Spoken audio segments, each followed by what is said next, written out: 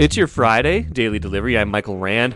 Good to be back for another day, final regular show of the week. Maybe that's a little bit of a tease to the fact that if the game between the Wolves and Thunder is interesting enough tonight, which I imagine it will be, I've got designs on doing a special edition daily delivery off of that game. Don't want to wait more than 2 full days to talk about a game that will decide the Wolves' playoff fate. And more on that in a minute. So look for that quite possibly over the weekend unless this game is just a total clunker. And you will know that. I will know that when and if I see it. Plenty of good stuff coming up on today's show, however, that we know of for sure. Bob Timmons, excellent outdoors writer and editor for the Star Tribune, will join me here in just a little while to talk about the 10-year anniversary of the Boston Marathon bombing, tragic event in 2013.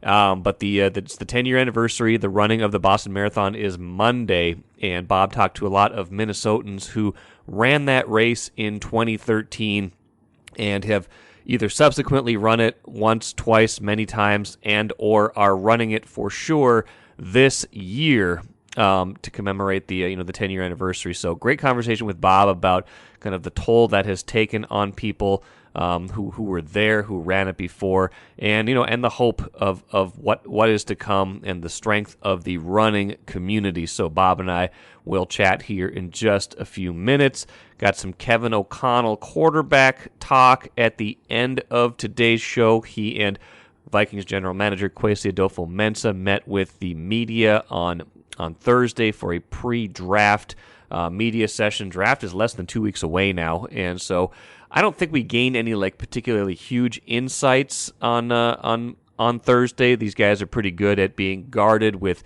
information, but just the way Kevin O'Connell talked through the process of how he looks at quarterbacks and what his preferences might be when looking at quarterbacks, I thought was interesting. So I'm going to run that audio and add a little bit of a context to that. But we certainly talked a lot more about that on Thursday's Access Vikings podcast. So go download that as well. And in just a minute here, too, I'll get to some Twins thoughts. Huge win at New York on Thursday, 9 runs in the first inning. First, though, what did I miss? It is Friday. NBA and NHL playoffs start this weekend. I believe the NBA playoffs start Saturday. The NHL playoffs start in just a couple days here. And we still don't know if the Wolves are in, and we still don't know who the Wild are going to play. I think there's very little uncertainty in either league right now, but both sets of uncertainty are impacting the local teams. The Wolves, of course, let's start with them. They play the Thunder tonight in the final Western Conference play-in game. Could have avoided this whole scenario going back to Tuesday if they'd been able to hold a 15-point lead against the Lakers in Los Angeles. But that's done. They could not do that. What's done is done. They lost that game in overtime. Absolutely horrendous crunch time offense. Anthony Edwards talking about how he needs to be better in this game. That is pretty obvious. He was bad in that game. Don't know if there was lingering effects from a pretty hard fall he took on his shoulder. He said it was more the Lakers throwing a lot of double teams at him, getting him off of his rhythm. But he seemed in that game to be passing out of a lot of double teams and just did not have the aggressiveness he had. And even when he got single teamed, was looking to pass. He just was not in the right mode, not in the right attack mode, and that will not suffice for the Wolves in tonight's game. Rudy Gobert, by the way, sounds like he is still dealing with the back issue that kind of started this whole mess, right? Like he tried to play through it in that finale against the Pelicans, and maybe some of his back problems was contributing to his poor play. His poor play contributing to his dust-up with Kyle Anderson on the bench when Kyle Anderson's telling him, you got to basically play better, and he ends up throwing a punch at Kyle Anderson, gets suspended for that game. Jaden McDaniels punches a wall in that game, totally unrelated, but still silly and dumb. Both those guys missed the rest of that game, missed, of course, the play-in game against the Lakers with Gobert being suspended, McDaniels being injured. And so here we are now, Gobert saying Thursday he's still dealing with these back spasms, that it's getting better, but we will see what his effectiveness and overall availability is for this game against the Thunder on Friday night. Now, the Thunder, it's a team that plays with a lot of pace. The Wolves have played with a lot of pace when they played Oklahoma City earlier this year. So if they have to be without Gobert or have a limited Gobert, this is maybe an opponent where they can get away with it to a degree. But you don't want to be shorthanded. You don't want to be down any players. And this is your franchise player. This is one of your franchise players, someone you traded so much to get. And the fact that he might not play in any of these meaningful games down the stretch, or that he will be limited, that is disappointing. So still trying to win this game tonight. If they win this game tonight, they will open the playoffs Sunday in Denver. Interesting there because the Wild, the other unknown in all of this, they finished their regular season last night, game that didn't matter. They lost in overtime, rested a ton of their regulars. They were already locked into the number 3 seed in the Central Division, which means they are going to face the number 2 seed. Problem is, we don't know the number 2 seed because Colorado still has a game tonight. If Colorado wins that game, Colorado will be the division champ, and then the Wild would face the Dallas Stars. If Colorado does not win this game, from my understanding, and Colorado trails right now by 1 point behind Dallas, if Colorado does not win that game, Dallas will be the division champ, and the Wild will face Colorado in that first round. So, interestingly enough, this could set up a scenario based on outcomes tonight, the Wolves and the Wild could both be opening the playoffs in Colorado, in Denver, in the same arena, by the way. I think it's called Ball Arena now. It used to be Pepsi Center, Pepsi Arena. They could both be playing in the same arena because they would both be road teams to start those series, starting in just a couple days here. So that piece of it's kind of interesting to me, just the fact that they could both be playing the same opponent. What's more interesting, though, is that neither one of them know if they're even who they're going to be playing in the playoffs. There's so much uncertainty. We don't know who the Wolves are going to be, if the Wolves are going to be in. We don't know if who the Wild are going to be playing, even though almost everybody else has had their playoff fate settled. So plenty to watch for on this Friday night of viewing, and so keep an eye on that. Keep an eye on where the Wolves wind up if they are able to get in. Keep an eye on who the Wild's opponent will be, and maybe it'll be a Colorado doubleheader. We'll have to see about that. The Twins, by the way, we know who they're playing. They're playing the Yankees, and usually that is not good news. On Thursday, it was excellent news. 9 runs in the first inning, the top of the first of that game. Let me just read through how that inning went. Here's the 9-run top of the first. Starts with an Edouard Julien single to right. Carlos Correa infield single to shortstop. Byron Buxton walks. Trevor Larnach sacrifice fly, which scored Julien, sent Correa to third. Jose Miranda doubles. Buxton scores. Correa scores. Solano doubles to right. Miranda scores. Nick Gordon grounds out to first. Solano goes to third. Christian Vasquez doubles to center. Solano scores. Michael A. Taylor homers to center field. Vasquez scores. Julien homers to left. Correa homers to right. Center, left, right. 3 home runs in a row in that inning. Unbelievable. 9 runs for the Twins.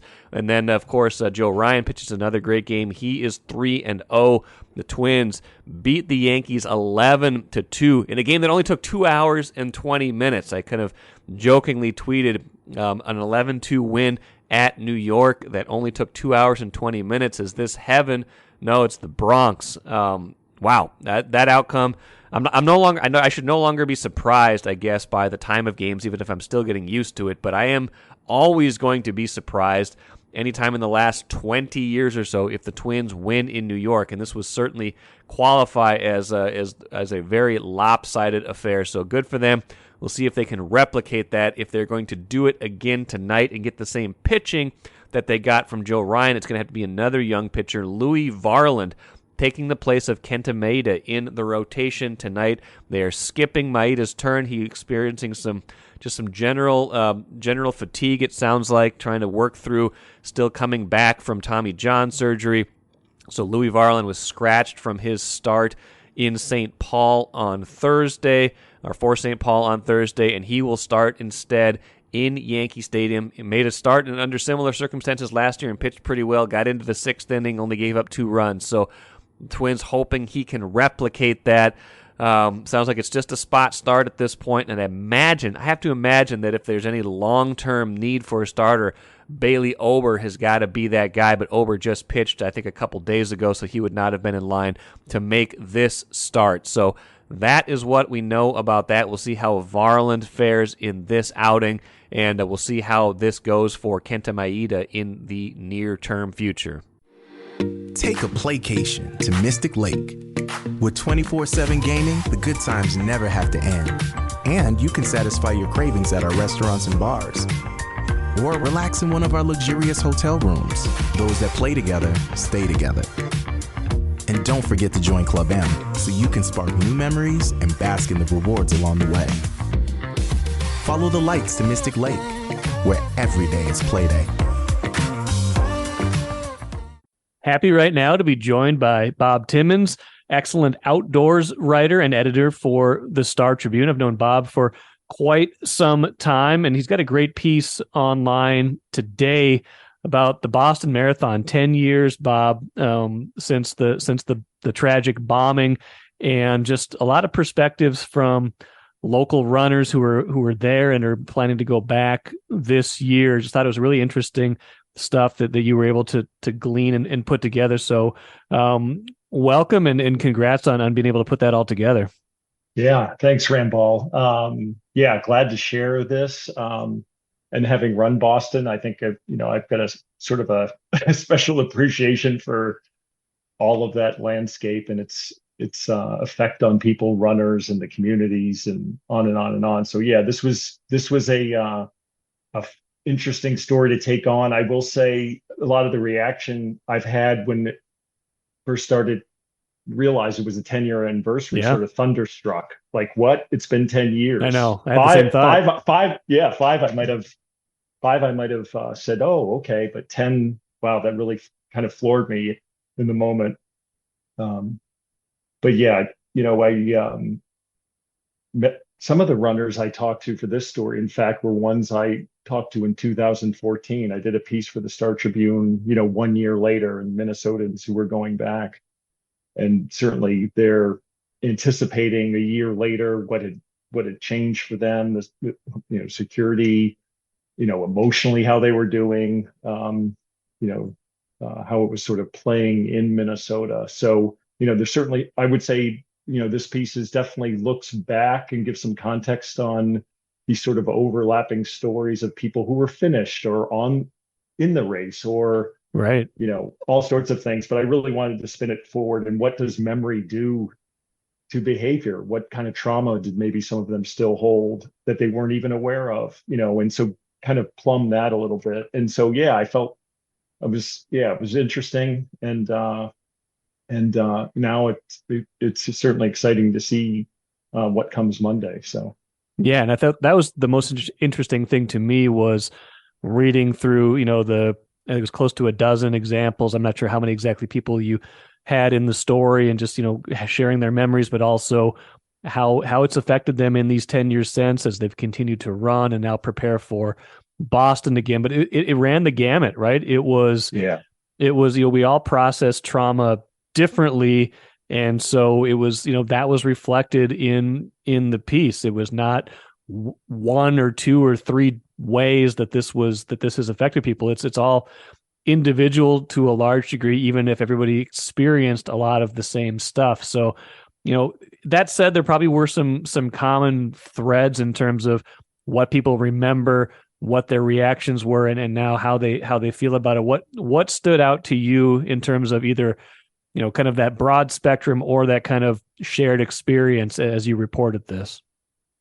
I think, well, certainly what stood out to me is how the detail of memory for people 10 years later, and where they were and how they reacted as they were absorbing, what was jubilation or recovery, or and how right on it they are 10 years later to talk about where they were and how it affected them or friends, or being family displaced, or all these sorts of anecdotes.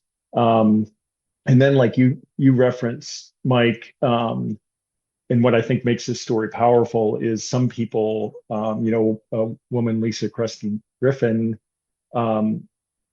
says anytime she hears a loud bang or boom or firecrackers going off, she is instantly sort of teleported, sent back to thoughts of Boston in 2013.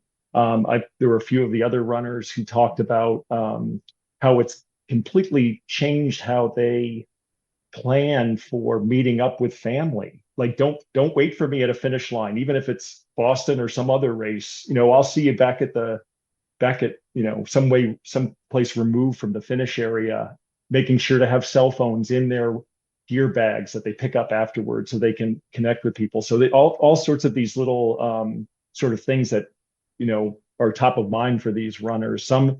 There's certainly some, though, too, who are more just sort of, one guy even talked about, a guy named David Staskavich talked about, who has a history in the Boston area, certainly affected and sort of echoing that resilience and that sort of ethos of, we're together in this and we're going to move beyond. But he's sort of just bummed about these security layers and how it's tarnished the race. But very much, like, I don't think he'd blink about going back to Boston and running again, even if he so it's just different people handle it differently. Certainly that's come through. How do you, with all the people you talked to, and I think you said it was at least a dozen or so that ran the race in 2013 from Minnesota and are planning to do it again on Monday, and about 300 or so Minnesotans who are signed up for Boston this year in the first place. Mm-hmm. Why, as you talk to those people, why was it particularly important to go back this year? A lot of them have that did it in 2013 have also done it in previous years, but this is something that does feel significant, like you said, about 10 years and just the time to reflect and the anniversary aspect of it. Why was it important for those who ran it already in that 2013 year to have done it again since then? Yeah, and I'm glad you raised that, because some of the runners, some of these Minnesota marathoners have been back for every marathon since the bombings in 2013. Although there's another runner hasn't done any, and yet things aligned in life, and things changed over 10 years. But she was like, you know what, I want to be back. The significance of the 10-year anniversary of that horrible day. So it's kind of mixed there too. Again, people who, and the way, Mike, you're a runner, and the way marathoners, you sort of set your yearly schedule around racing, the drill of it, the discipline, and so for many, a lot of these runners, like, I'm going back to Boston every year, just like I'm doing Twin Cities every year, or what have you. And it's just what they do. But I did talk to one runner who thought, this might be, and she's done many Bostons, but she said, this might be the last one for me. I feel it's important to be there, but this might be a good way to sort of move on and maybe let go of some of the, maybe even the emotional stuff that sort of is coursing underneath, and that bubbles up this time of year.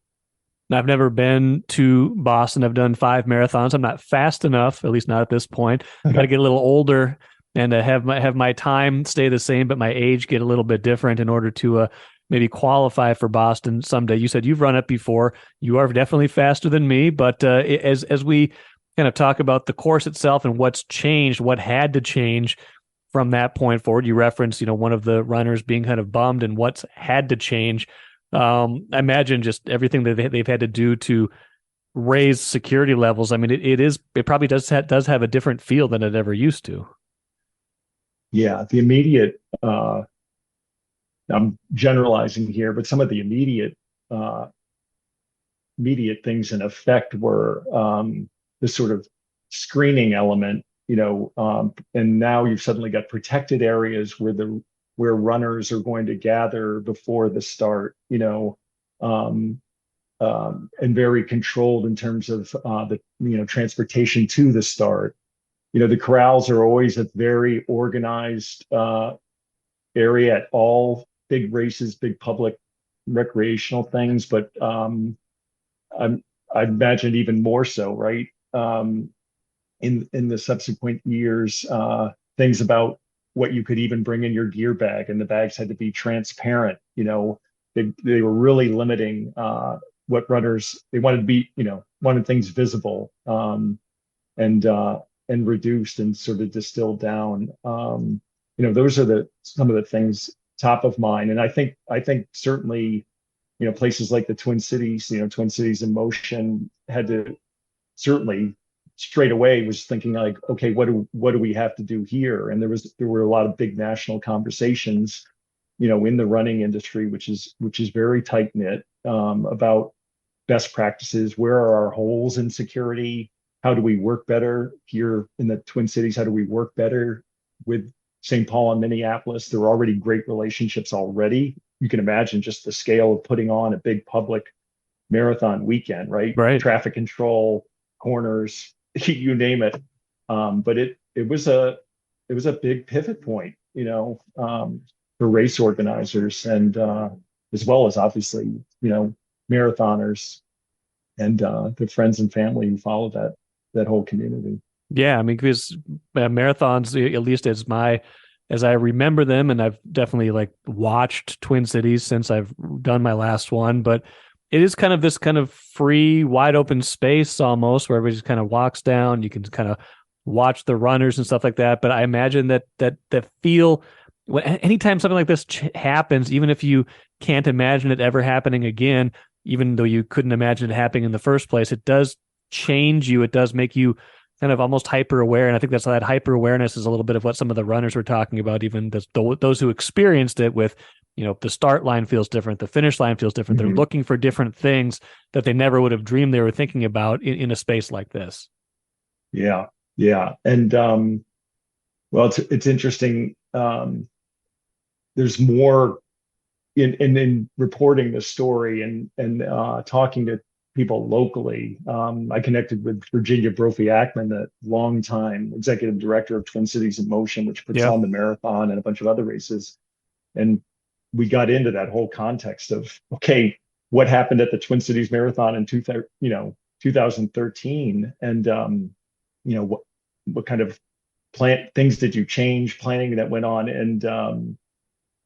and she said a lot of it, and you can imagine there were certainly small things that affected runners, but there were bigger things going on that intentionally runners didn't see, in terms of working with local law enforcement. And she got into how in later years, I think it was like 2015, 2016, they actually used the Twin Cities Marathon, they meaning law enforcement and county cities coming together, and use the Twin Cities Marathon as sort of a, I guess quote unquote training ground for the 2017 Super Bowl.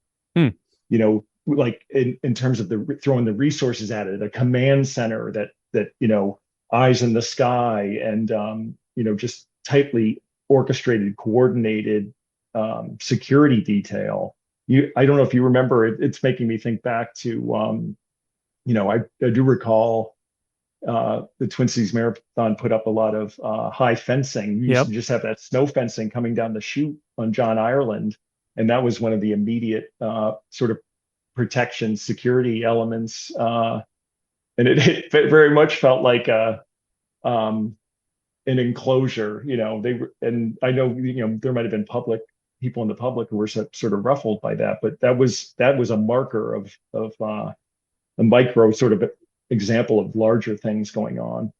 Yeah, no, for sure. Bob Timmons, enjoying this conversation. Maybe a final thought here, just as we spin forward, like you said, like your story does.